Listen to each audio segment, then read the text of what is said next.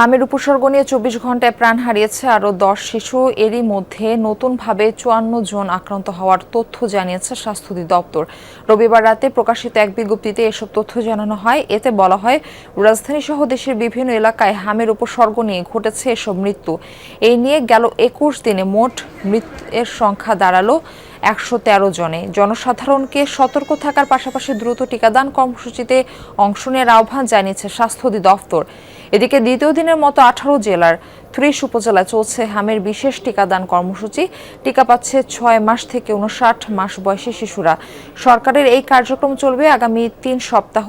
তাছাড়া যে শিশুরা এরই মধ্যে হামে আক্রান্ত তাদের ভিটামিন এ ক্যাপসুল খাওয়ানো হচ্ছে।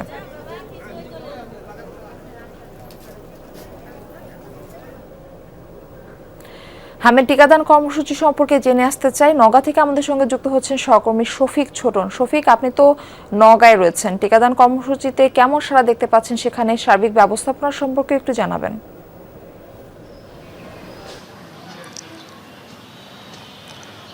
মারফি, ব্যবস্থাপনা নিয়ে যারা টিকা গ্রহণ করতে আসছেন তাদের শিশুদের অভিভাবকরা বেশ সন্তুষ্টি প্রকাশ করেছেন এবং এরই মধ্যে নওগাঁর পোরশা উপজেলায় অগ্রাধিকার ভিত্তিতে গতকাল থেকে টিকা প্রদান শুরু হয়েছে এবং একই সাথে জেলার ১১টি উপজেলাতেও কিন্তু টিকা প্রদান করা হচ্ছে। আমার সঙ্গে রয়েছেন নওগাঁর সিভিল সার্জন ডাক্তার মোহাম্মদ আমিনুল ইসলাম। আমরা সরাসরি তার কাছ থেকে আপডেটটা জানিয়ে নিতে চাই।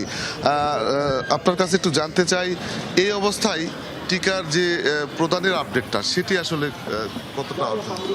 গতকাল থেকে নওগাঁ জেলার পৌরসা উপজেলায় হটস্পট হিসেবে হামের জরুরিভাবে বিশেষ টিকা প্রদান শুরু হয়েছে। গতকাল সেখানে ৬৬৭ জনকে বিশেষ টিকা দেওয়া হয়েছে।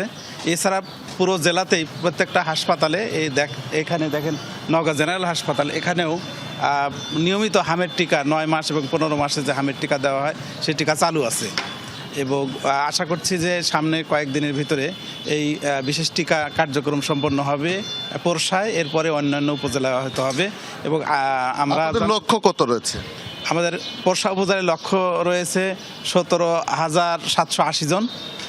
১৮,০০০ টিকা আমরা ওখানে ডোজ টিকা ওখানে সরবরাহ করেছি। এরপরে ক্রমান্বয়ে অন্যান্য উপজেলায় টিকা সরবরাহ আশা সাপেক্ষে অন্যান্য উপজেলায় কার্যক্রম পরিচালিত হবে। অসংখ্য ধন্যবাদ আপনাকে। মারফি, শুনছিলেন যে নওগাঁ জেলায় যে লক্ষ্যমাত্রা রয়েছে সেটি নিয়ে কথা বলছিলেন সিভিল সার্জন। আমরাও মোটামুটি গতকাল থেকে আমরা দেখছি যে বিভিন্ন উপজেলায় প্রস্তুতি গ্রহণ করা হচ্ছে এবং সচেতনতা বৃদ্ধির জন্য মাইকিং করা হচ্ছে।